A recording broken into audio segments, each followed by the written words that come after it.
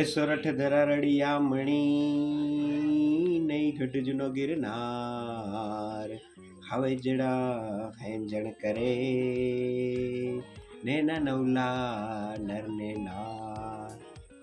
નમસ્કાર મિત્રો, કાઠિયાવાડમાં ફરવું એટલે એક જીવનનો આનંદ છે અને તેમાં પણ ગીરમાં આપે ફરવાની ઘણી બધી ઈચ્છા હોય છે. તો આજે અમે ગીરમાં એવી જ એક જગ્યાએ રોકાયા છીએ. ગીર મુખ્યત્વે તાલાળા અને સાસણગીર વચ્ચેના વિસ્તારને મોટાભાગે ટુરિસ્ટ માટે ગીર સમજવામાં આવે છે. આ વિસ્તારમાં જ ભોજદે નામનું ગામ આવે છે અને તે ગામમાં આ એક સરસ રિસોર્ટ આવેલો છે, જેનું સમગ્ર વિડીયો હું તમને બતાવીશ. અહીં જમવાની સારી વ્યવસ્થા છે, નાનો એવો સ્વિમિંગ પુલ છે, પણ મજા આવી જાય તેવું છે. રોકાવા માટે સરસ ચોખ્ખા રૂમ છે અને બાળકોને મજા આવી જાય તેવું ગાર્ડન વગેરે સરસ ફેસિલિટી છે અને રોકાવા માટે ભાવ પણ વ્યાજબી છે. તો ક્યારેક સિટીની ભાગદોડથી કંટાળ્યા હોવ અને એકાદ દિવસ જો શાંતિનો આવી જગ્યાએ આપણે ગાળવો હોય, સરસ ઓપ્શન છે. જગ્યાનું લોકેશન, એડ્રેસ વગેરે મેં ડિસ્ક્રિપ્શનમાં આપેલું છે. તો ચલો મિત્રો, આજે તમને આ ફાર્મ હાઉસની હું સફર કરાવું. હાલ આપણે પોરબંદર સોમનાથ હાઈવે ઉપર છીએ અને અગાઉના વિડીયોમાં આપણે માધવપુર અને લોએજની મુલાકાત લીધેલી અને અત્યારે આપણે સાસણગીર તરફ જઈ રહ્યા છીએ. મિત્રો, આ ગળું આવ્યું છે.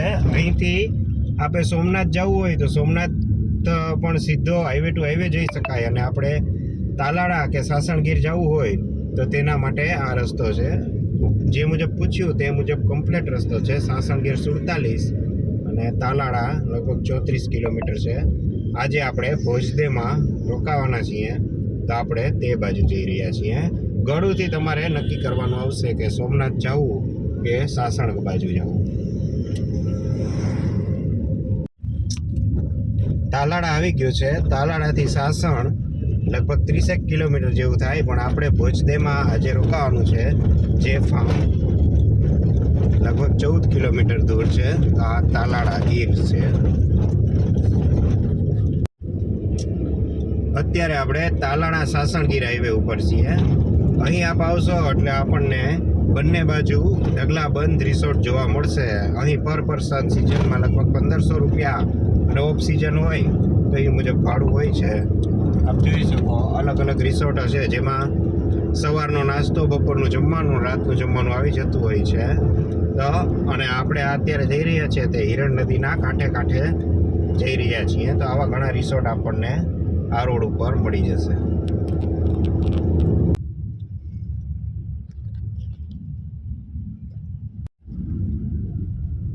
આપણે ભોજદે ગામમાં આવી પહોંચ્યા છીએ કે જે તાલાળા અને ગીર વચ્ચે આવેલું છે.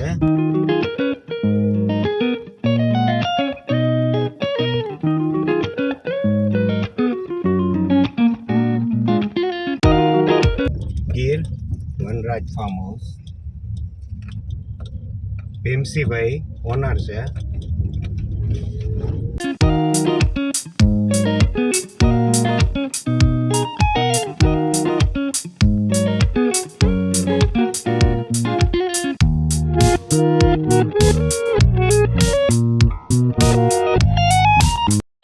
આ તેમનો ડાઇનિંગ એરિયા છે, જોઈ શકો.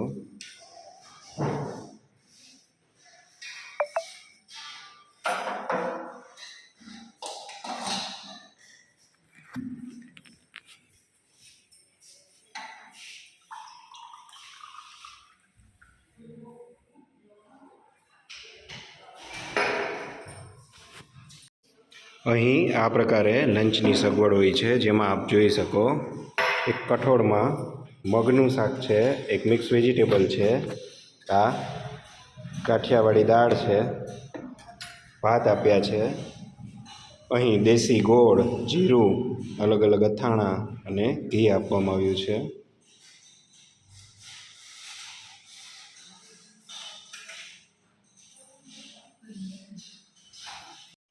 તો અહીં જોઈ શકો થાળીમાં સરસ ગુજરાતી રોટી, મગનું શાક, મિક્સ વેજીટેબલ, દાળ, કચુંબર અને ગોળ ઘી છાશ સાથે. સૌપ્રથમ આપણે મગનું શાક ટેસ્ટ કરીએ.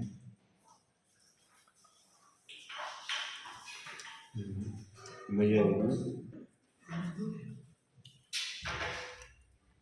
Mix vegetable,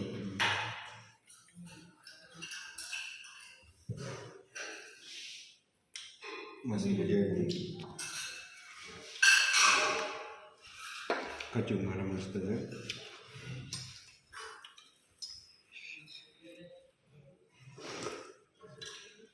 super.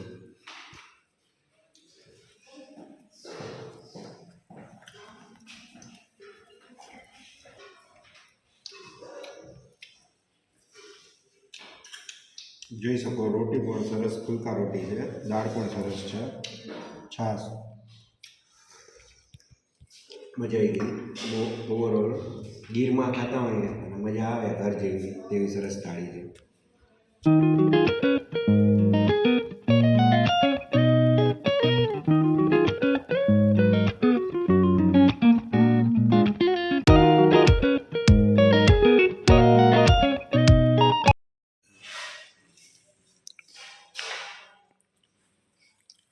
પૂરી પણ આપવામાં આવી છે. પૂરી સાથે મગનું શાક,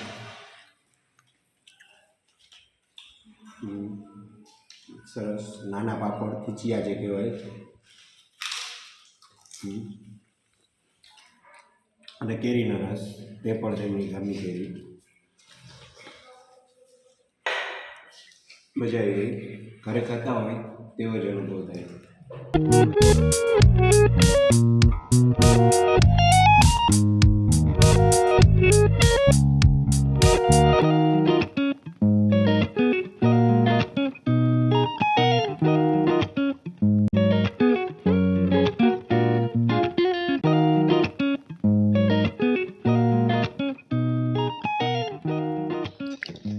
દાળ ભાત પણ અસલ કાઠિયાવાડી ટેસ્ટ જ આવે છે. મજા આવી જાય છે પ્રકારની.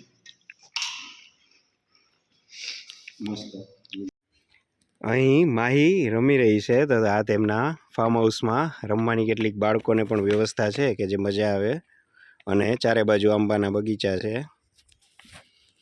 આ તેમનો સ્વિમિંગ પુલ છે. માહી કેવો છે? મસ્ત ચોખ્ખું પાણી છે. મજા આવે? હા.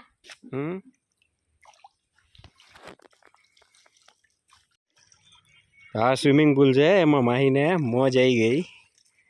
આ બાજુનું છોકરાઓ માટેનું, નાના બાળકો ને આ થોડા મોટા માટેનું. માહી કેવી મજા આવે? મસ્ત મજા આવે. મજા આવી ગઈ? હા.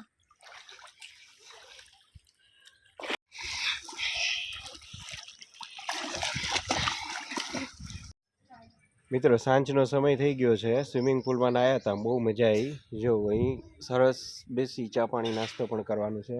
માહી ત્યાં આરામથી ઊભી છે. અહીં તેમનો ડાઇનિંગ હોલ છે અને આ પાછળ મસ્ત ત્યાં ખાટલા ઢાળેલા છે, ત્યાં પણ બેસવાની મજા આવે. આમ એકદમ એક દિવસ તમે રિલેક્સ થઈ જાઓ તેવી અને મજા આવે એવી જગ્યા છે. ચારે બાજુ બતાવો તમને. ત્યાં જો ગાડી પડી છે મારી. આ બધા આંબાવાડિયા છે.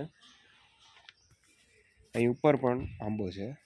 મજા આવી જાય તેવી જગ્યા છે. જો આ માહીને સાયકલ ચલાવવાની મજા આવી ગઈ.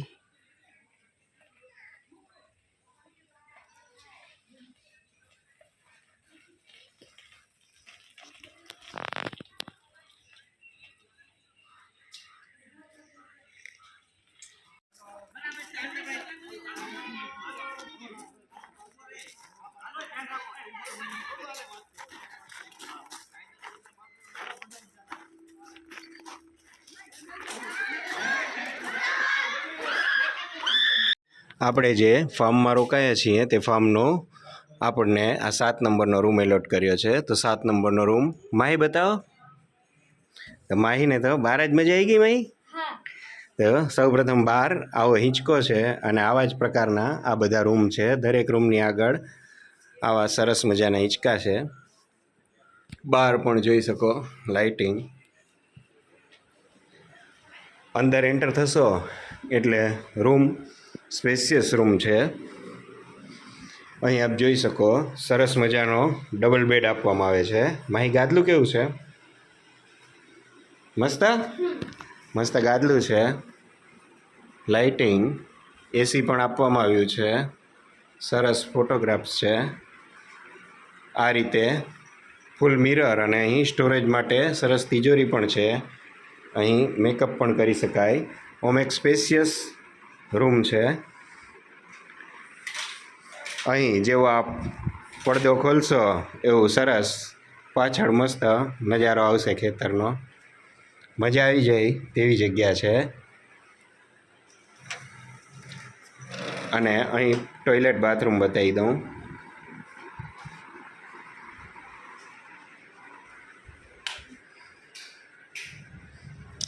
તો સરસ ફુવારાવાળું આ ટોયલેટ છે. અહીં પણ ફૂલ મિરર આપવામાં આવ્યો છે. અને આ રીતે વોશ બેસિન, બાથરૂમ. આમ એક સરસ મજાનો રૂમ છે. સ્પેશિયસ પણ છે. અહીં બંને બાજુ ટેબલ્સ પણ આપવામાં આવ્યા છે. એસી રિમોટ છે. નાઇટ લાઇટિંગ જોઈ શકો કયા પ્રકારનું મસ્ત બનાવવામાં આવ્યું.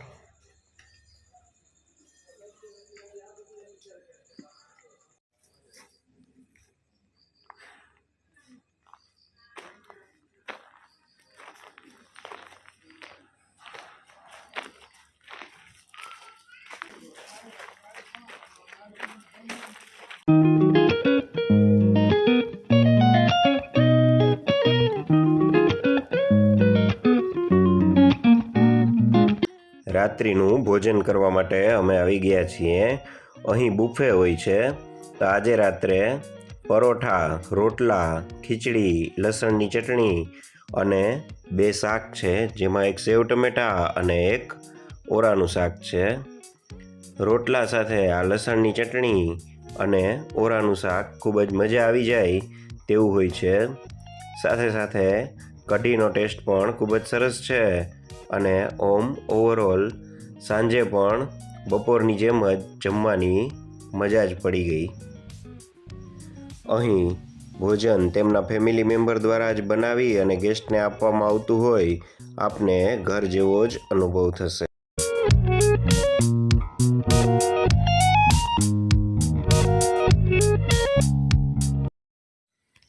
તો મિત્રો, આજે અમે આ વનરાજ ફાર્મમાં રોકાયા હતા અને હવે અહીંથી અમે સોમનાથ તરફ જઈ રહ્યા છીએ. અથવા તો અમે આજે તુલસીશ્યામ પણ લેશું. કઈ બાજુ જવું એ હજી નક્કી નથી, એટલે આગળ નક્કી કરીને બતાવશું. પણ આજના દિવસે અહીં રહેવાની મજા આવી ગઈ. ગઈકાલના અમે આવ્યા હતા અને હવે બ્રેકફાસ્ટ બાકી છે. લંચ ડિનર મસ્ત હતા, રહેવાનું પણ મસ્ત હતું અને ઓવરઓલ બહુ જ મજા આવી ગઈ. બ્રેકફાસ્ટમાં આજે આલુ પરોઠા, ઉપમા, દહીં, ચા, કોફી વગેરે હોય છે. જેમાં ઉપમાનો સ્વાદ પણ ખૂબ જ સરસ છે અને આલુ પરોઠા સાથે દહીંનો ટેસ્ટ મેં માણ્યો. ખૂબ જ મજા આવી ગઈ. આમ બ્રેકફાસ્ટ પણ જોરદાર છે. તો આજનો બ્લોગ આપને સારો લાગ્યો હોય તો ચેનલને લાઇક, શેર એન્ડ સબસ્ક્રાઈબ જરૂર કરજો. મળીએ આવતા બ્લોગમાં. ત્યાં સુધી આવજો.